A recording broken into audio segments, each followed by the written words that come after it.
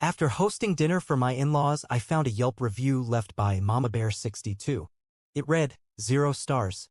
Undercooked chicken, tasteless rice, cold vibes. I thought it was a troll until I saw the profile picture. It was a selfie of her holding a sign that said, better luck next time. I live in a quiet suburb outside of Portland, Oregon. My name's Mark, 42, married to a wonderful woman named Rachel. We've been together for 15 years, and in that time, I've learned that family dynamics can be complicated, especially when it comes to in-laws. Rachel's mother, whom I'll refer to as Mamabear62, you'll understand why later, has always been a bit of a critic. She's the type who believes that her way is the only right way. Over the years, I've tried to stay on her good side, but it's been a challenge. Last month, Rachel and I decided to host a family dinner. It was our turn and I wanted everything to be perfect. I spent the entire day preparing. Marinating chicken, cooking rice, setting the table, and even baking a pie from scratch. Rachel handled the decor and ambience. We were proud of our efforts. The in-laws arrived promptly at 6 p.m. Mamabear62 walked in, gave a cursory glance around, and muttered, cozy. Not exactly the warmest compliment, but I brushed it off. Dinner was served. I noticed Mamabear62 poking at her chicken, then taking a bite of the rice and immediately reaching for her water. She didn't say much during the meal, but her expressions spoke volumes. After dessert, she stood up, thanked us for the meal, and left with a simple, better luck next time. I was taken aback but chose not to dwell on it. The next morning, as I sipped my coffee and browsed Yelp for a new brunch spot, I stumbled upon a review that made my heart sink. Username, Mamabear62 review, 0 stars. Undercooked chicken, tasteless rice, cold vibes. Attached photo, a selfie of her holding a sign that read, better luck next time. I was stunned. She had reviewed our dinner as if we were a restaurant. The audacity. I showed Rachel, who was equally shocked. We debated confronting her but decided against it. Instead, I responded to the review, Dear Mamabear62, we're sorry our home-cooked meal didn't meet your expectations. We'll strive to do better in the future. Best, Mark and Rachel. I thought that would be the end of it. I was wrong. Within days, the review gained traction. Friends and neighbors began asking about our restaurant. Some even joked about making reservations. It was embarrassing. Then came the local food blogger, intrigued by the mysterious home restaurant with a scathing review. She reached out asking for an interview. I declined, but the damage was done. Rachel was furious. She confronted her mother, who simply said I was just being honest. That's when I decided to take matters into my own hands. I created a Yelp account under the name TruthTeller42. I began reviewing every event and gathering hosted by Mamabear62. Review 1. Event, Thanksgiving dinner rating. Review, dry turkey, lumpy gravy, and a side of passive-aggressive comments. Would not recommend. Review 2. Event, Christmas brunch rating. Review, burnt pancakes, sour orange juice, and a lecture on life choices. Atmosphere colder than the North Pole. I continued this pattern, ensuring each review was detailed and, most importantly, honest. Friends and family began noticing. Some even added their own reviews, sharing similar experiences. Soon, Mamabear62's events became a trending topic on Yelp. She was livid, accusing me of sabotage. I feigned ignorance, suggesting perhaps someone else felt compelled to share their experiences. Eventually, the reviews died down. But the message was clear: if you dish it out, be prepared to take it. Our relationship with Mamabear62 remains strained, but she thinks twice before criticizing now. As for Rachel and me, we've learned the importance of standing up for ourselves. And to anyone reading this, be careful who you review. They might just review you back. So things settled for a bit after the whole Yelp war. Rachel and I went back to normal life. Work, groceries, Netflix, the usual.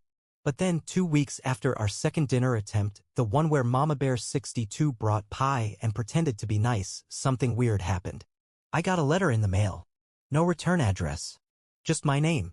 Inside it said, watch your mouth before you ruin someone's life. We all make chicken differently. That was it. No name. No signature. Just those words written in neat, careful handwriting. I laughed at first. Told Rachel. She didn't laugh.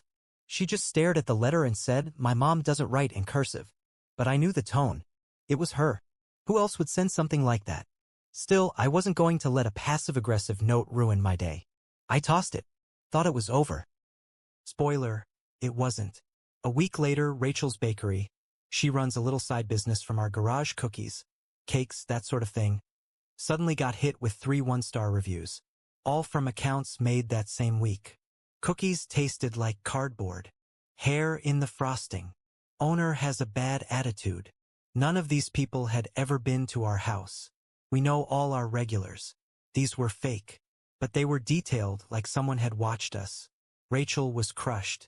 Why is she doing this? I didn't have an answer. But I was sure it was Mamabear62.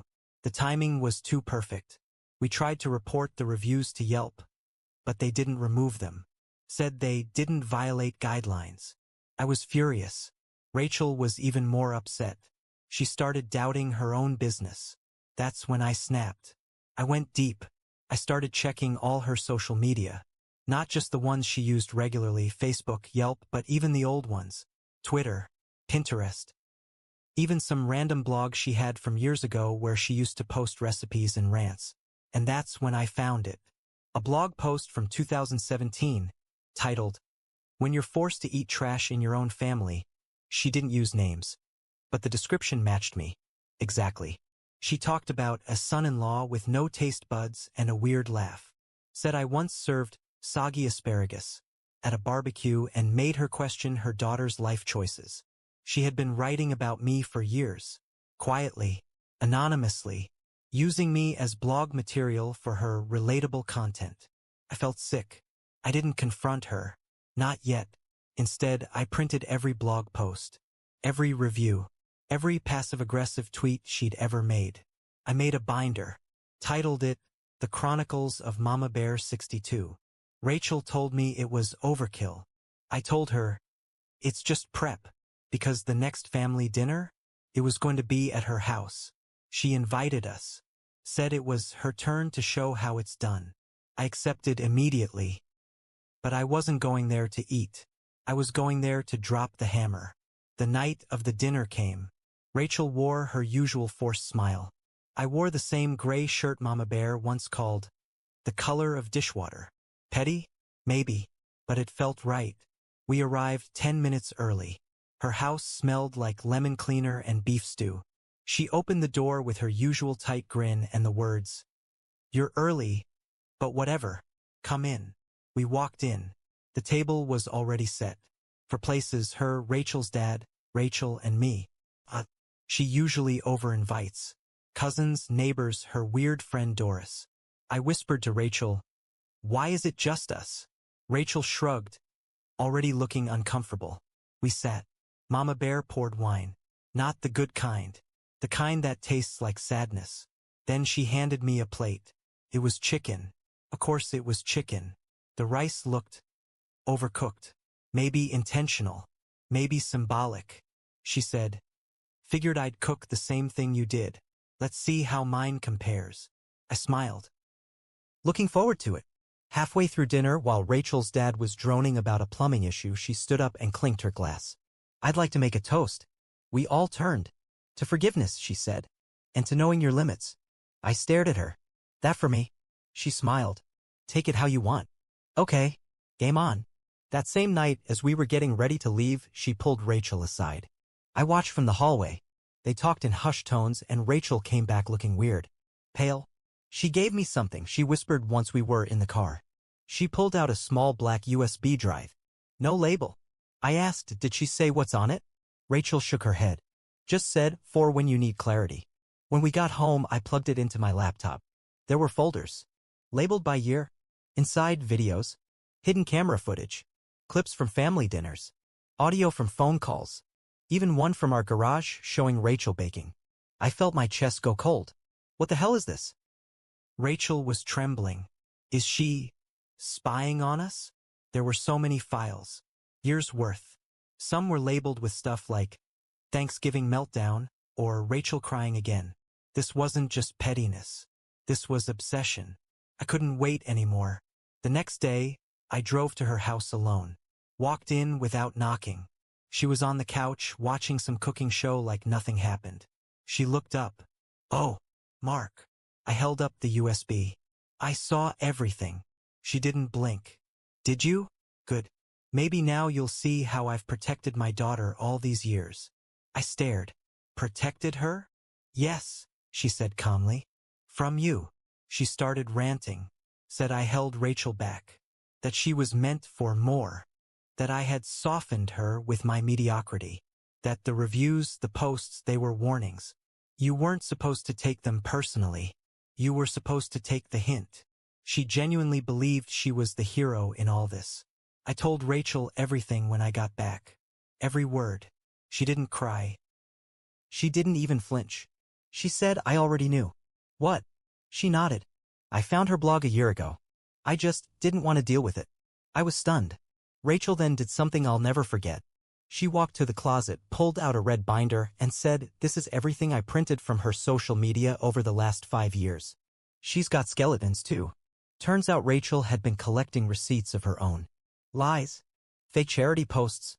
One time she said she volunteered at a food bank. Rachel found a timestamp proving she was at a casino that day. She hadn't just accepted her mom's behavior. She had documented it.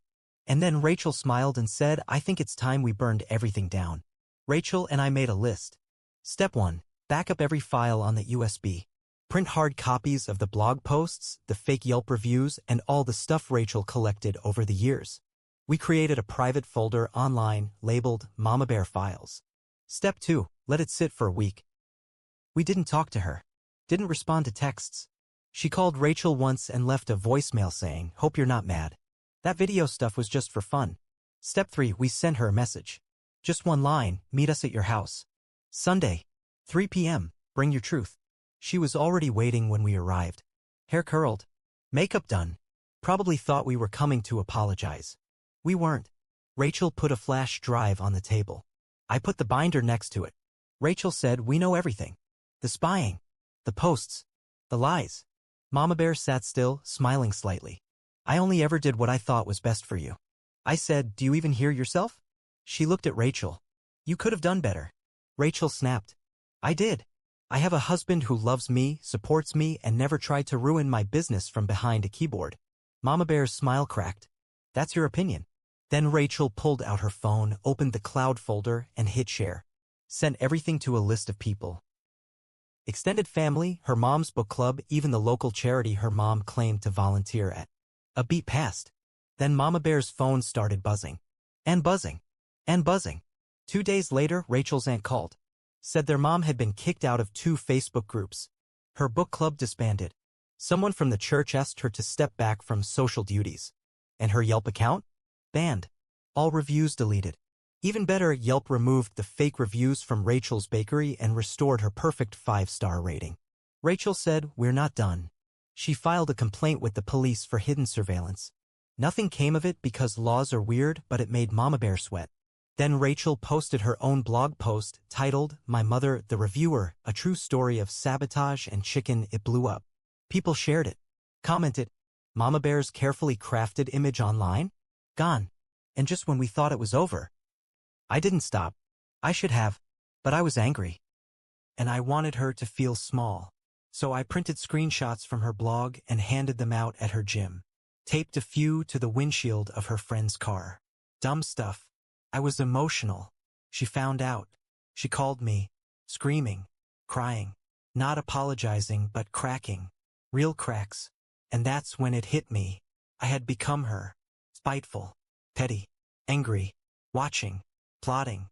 Rachel said, "You don't have to keep fighting. We won."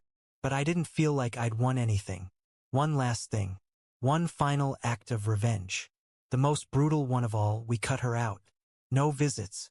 No calls. No birthday cards. No Christmas dinners. Total silence. She begged. Left voicemails. Sent letters. Nothing worked.